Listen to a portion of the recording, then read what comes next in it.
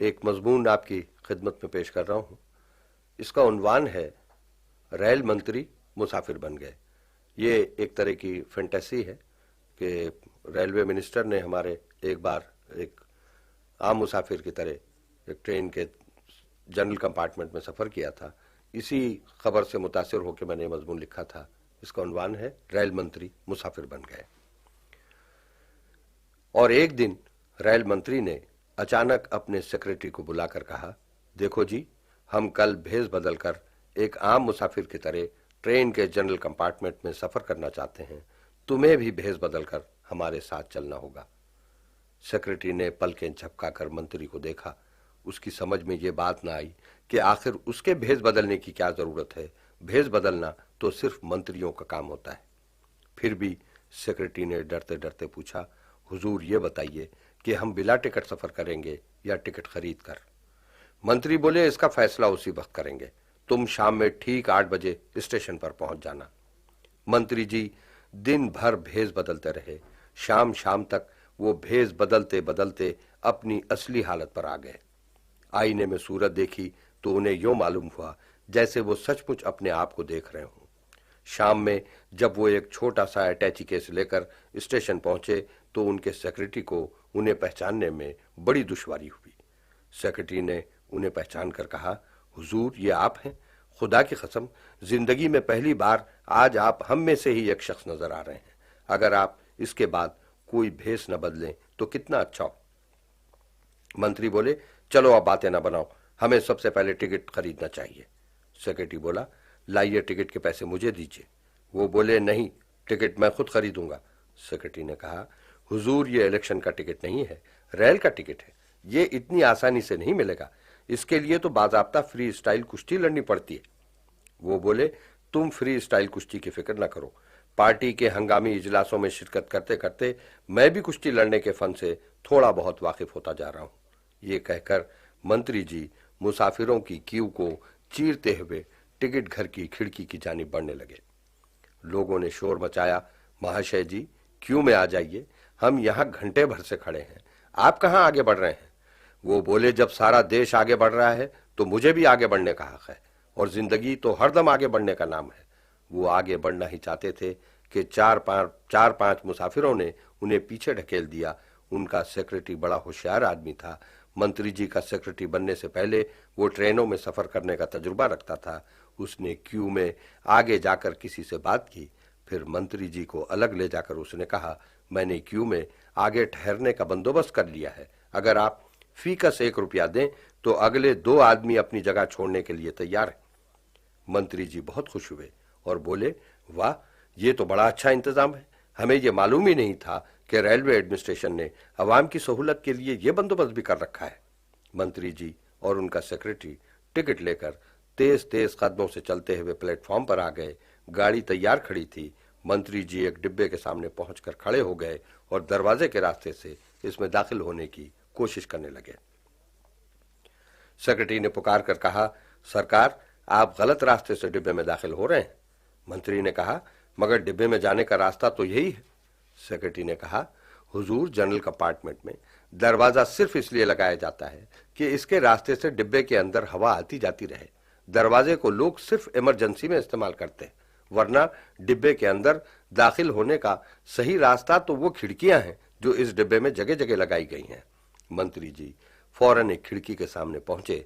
Secretary ने कहा, हुजूर, आप मुझे उठाकर अंदर फेंक दीजिए। मंत्री बोले, मगर डिब्बे में तो कोई जगह नहीं है। सेक्रेटरी बोला, आप फिक्र न करें, रेल के डिब्बे में बड़ी गुंजाइश होती है। सिमटे तो दिले आशिक, फैले तो जमाना है। आप यकीन करें कि इस एक डिब्बे में हमारे एक गांव की पूरी आबादी समा सकती है। मुसाफिर को डिब्बे में सिर्फ पांव रखने की जगह मिल जाए तो समझिए कि उसका पूरा खानदान में सामान अंदर आ सकता है। आप घबराइए नहीं, बल्कि पूरी बेदर्दी के साथ मुझे अंदर ढकेल दीजिए, वरना गाड़ी छूट जाएगी। मंत्री जी ने फौरन अपने सेक्रेटरी को उठाया और उसे एक गठरी की तरह खिड़की में रख दिया। इसके साथ ही डिब्बे के अंदर शोर गुल बरपा हो गया। बाहर निकालो इसे, डिब्बे में जगह कहाँ है? हमारे सरों पर बैठेगा क्या? आन की आन में पूरा डिब्बा सेक्रेटरी के खिलाफ सीना सिपर हो गया। सारे मुसाफिर उसे बाहर ढकेलने लगे और मंत्री जी उसे अंदर। इसी कोशिश में उन्होंने अपने कंधे से जोरदार धक्का अपने सेक्रेटरी को दिया और सेक्रेटरी डब्बे के अंदर पहुंचकर एक मुसाफिर के सर पर बैठ गया। मुसाफिर चिल्लाया, अबे हट, इधर किधर बैठता है, यहां हम बैठे ला है। इस पर सेक्रेटरी एक और मुसाफिर की पीठ पर सवार हो गया। उसने पीठ उछाली तो वो एक बुढ़िया की गोद में जाकर गिर गया। सेक्रेटरी उस वक्त तक तकरीबन नीम बेहोश हो गया था। बुढ़िया ने उसे डांटने की कोशिश की तो सेक्रेटरी बड़ी मिन्नत से बोला, माई, इस सारे डिब्बे में मुझे माँ की गोद ही सबसे ज्यादा महफूज जगह नजर आ रही है, मुझे यहां बैठने दे। बुढ़िया बोली, चल हट, तू अगर मेरी गोद में बैठेगा तो मेरा बेटा और उसके 10 बच्चे कहां बैठेंगे। सेक्रेटरी को बराबर वाले मुसाफिर की गोद खाली नजर आई तो उसने पूछा, भैया जी, क्या आपकी गोद में पहले ही से कोई बैठा हुआ है। मुसाफिर बोला, देखते नहीं, मेरी गोद में 2 रूमाल रखे हुए हैं, ये दोनों मुसाफिर अभी चाय पीने के लिए गए हैं। सेक्रेटरी संभलते संभलते खिड़की तक आ गया। मंत्री जी खिड़की के रास्ते से अंदर आने के लिए मुंतजिर खड़े थे। सेक्रेटरी बोला, हुजूर, आप खिड़की में ऊपर चढ़कर पहले अपने दोनों पांवों का एक एक अंगूठा अंदर दाखिल कीजिए, फिर मैं रफ्ता रफ्ता आपको अंदर खींच लूंगा। मंत्री ने कहा, मगर अंदर जगह कहाँ है। सेक्रेटरी बोला, हुजूर, ये सब कारीगरी है। कदीम जमाने में जब हमारे कारीगर मलमल का पूरा एक थान एक अंगूठी में से गुजार दिया करते थे, तो क्या अब हम एक खिड़की में से एक मंत्री को नहीं गुजार सकते। आप फिक्र न करें, रेल की खिड़की बहुत कुशादा होती है। मेरा दावा है कि जरूरत पड़ने पर मैं इस सारी रेलगाड़ी को इंजन समेत इस डब्बे की खिड़की में से गुजार सकता हूं। यह सब तसव्वुफ का मसला है। खतरा समंदर में जा मिलता है और कभी समंदर खुद एक खतरे में जाकर मिल जाता है। इतने में रेल ने सीटी बजाई। मंत्री जी फौरन खिड़की पर चढ़ गए और अपने दोनों पांव खिड़की में से अंदर दाखिल कर दिए। सेक्रेटरी ने फौरन मंत्री के पांव पकड़ लिए और पूरा जोर लगाकर उन्हें अंदर खींचने लगा। इसी असना में मुसाफिरों की भीड़ एक रीले की शक्ल में उसके सामने से गुजर गई। वो गिरते गिरते बचा। उसे मंत्री जी नजर नहीं आ रहे थे, मगर उनके पांव जरूर नजर आ रहे थे। वो मंत्री जी के पांव को खूब पहचानता था, इसलिए कि मुख्तलिफ गलतियों के बाद उसे इन पांव को छूने की जरूरत पेश आती थी। जैसे ही मंत्री जी के पांव फिर नजर आए, उसने झपट कर उन्हें पकड़ लिया और झटका देकर जोर जोर से खींचने लगा। फिर पुकार कर पूछा, ये बताइए, आप कहां तक अंदर आ गए हैं। दूर से आवाज आई, बस टखनों तक अंदर आ गया हूं। सेक्रेटरी ने कहा, बस बस, आप फिक्र न कीजिए, आप आधे अंदर आ जाएं तो फिर दुनिया की कोई ताकत आपको अंदर आने से रोक नहीं सकती। इसी असना में गाड़ी चलने लगी और सेक्रेटरी ने अब की बार पूरा जोर लगाकर मंत्री को अंदर खींच लिया। मंत्री ने अंदर पहुंचते ही कहा, मैं अंदर आ गया हूं, अब मेरे पांव छोड़ दो। सेक्रेटरी बोला, पांव कैसे छोड़ दूं सरकार, मेरी दोनों बगलों में इस वक्त 2 मुसाफिर आ गए हैं। मेरी गर्दन पर एक और मुसाफिर का पांव रखा हुआ है, जो ऊपर बर्थ पर रखे हुए संदूक और संदूक पर रखे हुए अटैची केस और अटैची केस पर रखे हुए होल्डॉल पर चढ़ना चाहता है। आप इसी तरह लेटे रहें जब तक मैं इस शिकंजे से आजाद न हो जाऊं, उस वक्त तक मैं आपके चरणों में ही रहना चाहता हूं। मंत्री जी की आवाज आई, मगर बेवकूफ, इस वक्त मेरे सीने पर 2 मुसाफिर बैठ गए। मुसाफिर सेक्रेटरी बोला, थोड़ी देर सब्र कीजिए, गाड़ी चलने लगेगी तो सब ठीक हो जाएगा। फिर गाड़ी चलने लगी। थोड़ी देर बाद मंत्री जी नीचे से निकल आए और एक गठरी पर बैठ गए। सेक्रेटरी ने उन्हें देखा और उन्होंने सेक्रेटरी को। मंत्री जी के शर्ट की एक आस्तीन कंधे से फटकर बिल्कुल गायब हो गई थी, अलबत्ता सीधे हाथ में एक आस्तीन जरूर मौजूद थी। मंत्री बोले, एक आस्तीन का शर्ट अच्छा नहीं मालूम हो रहा है, क्यों ना मैं दूसरी आस्तीन भी फाड़ दूं। सेक्रेटरी बोला, ऐसी गलती न कीजिए सरकार, बाद में डिब्बे से उतरते वक्त आपको एक और आस्तीन की जरूरत पेश आएगी। उतरते वक्त आपके शर्ट में फटने के लिए कुछ तो बाकी रहना चाहिए। मंत्री जी की समझ में यह बात आ गई। यों भी डिब्बे में सवार होने के बाद उनकी समझ काफी बेहतर हो गई थी। जिंदगी में पहली बार मंत्री जी जनरल कंपार्टमेंट में एक आम मुसाफिर की तरह सफर कर रहे थे। वो इस सफर से लुत्फ उठाना चाहते थे। उन्होंने सारे डिब्बे में हैरत से नजर डाली। पूरा डिब्बा एक जान हजार खालिब बन चुका था। लोग एक दूसरे से चिपक कर यूं खड़े थे जैसे सारे मुसाफिर मिलकर एक ही जिस्म में तब्दील हो गए हों। डिब्बे के आखिरी सिरे पर जिस आदमी का दिल धड़क रहा था, उसकी आवाज दूसरे सिरे पर खड़े हुए आदमी के सीने में साफ सुनाई दे रही थी। इसी असना में एक मुसाफिर के पांव पर संदूक गिर गया तो इस चोट का कर्ब सारे मुसाफिरों के जिस्म में दौड़ने लगा। मंत्री जी ने थोड़ी देर के लिए सोचा कि अगर सारी कौम इसी तरह मुत्तहिद हो जाए तो मुल्क क्या से क्या हो जाएगा।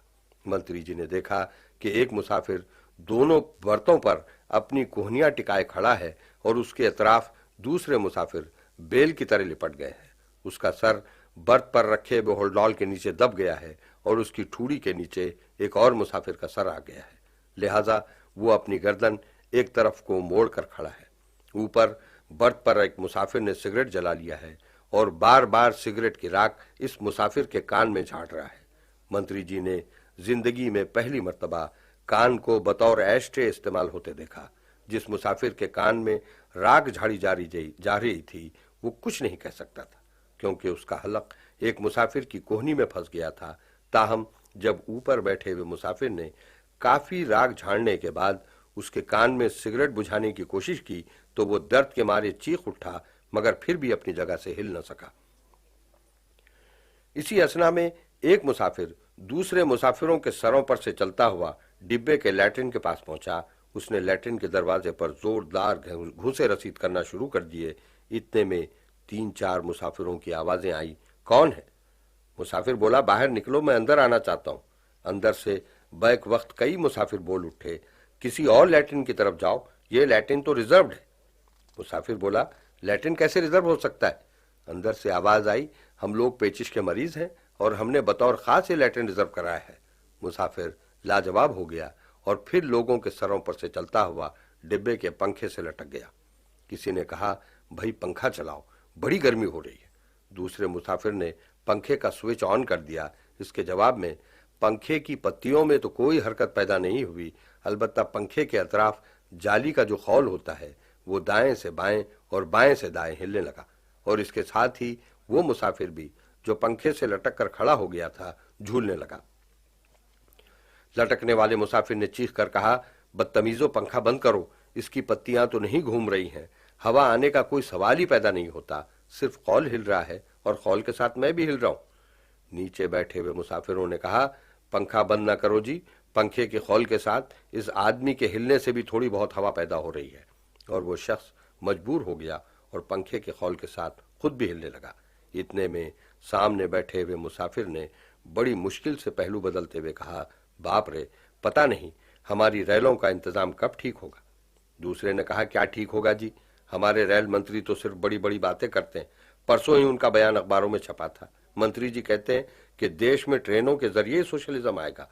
तीसरे मुसाफिर ने कहा, खुदा सोशलिज्म की हिफाजत करे, हमारे मुल्क में सोशलिज्म बैलगाड़ी में ही बैठकर आए तो अच्छा है, रेलगाड़ी में आएगा तो मंजिल तक पहुंचते पहुंचते उसका कचूमर निकल जाएगा।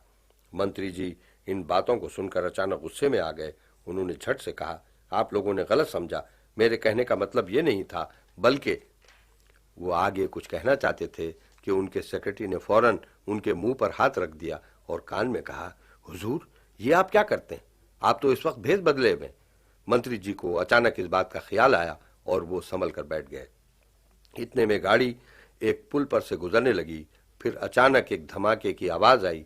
मुसाफिरों की चीख पुकार से सारा माहौल गूंज गया और ट्रेन दरिया में गिरने लगी। मंत्री जी घबरा कर फौरन अपने सेक्रेटरी से लिपट गए, मगर सेक्रेटरी ने उन्हें परे ढकेलते हुए कहा, अब मेरे करीब ना आओ, मरने का वक्त आ गया है, न तुम मेरे मंत्री न मैं तुम्हारा सेक्रेटरी, अपनी जान आप बचाओ, मैं तो चला। ये कहकर सेक्रेटरी खिड़की से दरिया में कूद गया। मंत्री जी ने भी एक जोरदार चीख लगाई और इस चीख की आवाज से उनकी आंख अचानक खुल गई। आंखें खोलकर देखा तो पता चला कि वो तो अपनी ख्वाबगाह में एक आरामदेह बिस्तर पर लेटे हुए हैं और दूर से किसी मूर्ख के बांग देने की आवाज आ रही है। मंत्री जी को फिर बड़ी देर तक नींद न आई। इस डरावने ख्वाब को देखकर उनकी तबीयत बोझल हो गई थी। दूसरे दिन वो अपने दफ्तर गए तो उनका मूड काफी खराब था। उनका सेक्रेटरी जैसे ही उनके कमरे में दाखिल हुआ, उन्होंने गरज कर कहा, तुम इसी वक्त मेरे कमरे से चले जाओ, मुझे तुम जैसे नमक हराम सेक्रेटरी की जरूरत नहीं है, तुम आज से डिसमिस किए जाते हो, निकल जाओ यहां से। सेक्रेटरी बोला, मगर मेरा कसूर? मंत्री बोले, मैं कुछ नहीं सुनना चाहता, निकल जाओ मेरे सामने से। और सेक्रेटरी चुपचाप मंत्री जी के कमरे से बाहर निकल आया। उसे यूं लगा जैसे वो सचमुच कोई डरावना ख्वाब देख रहा हो।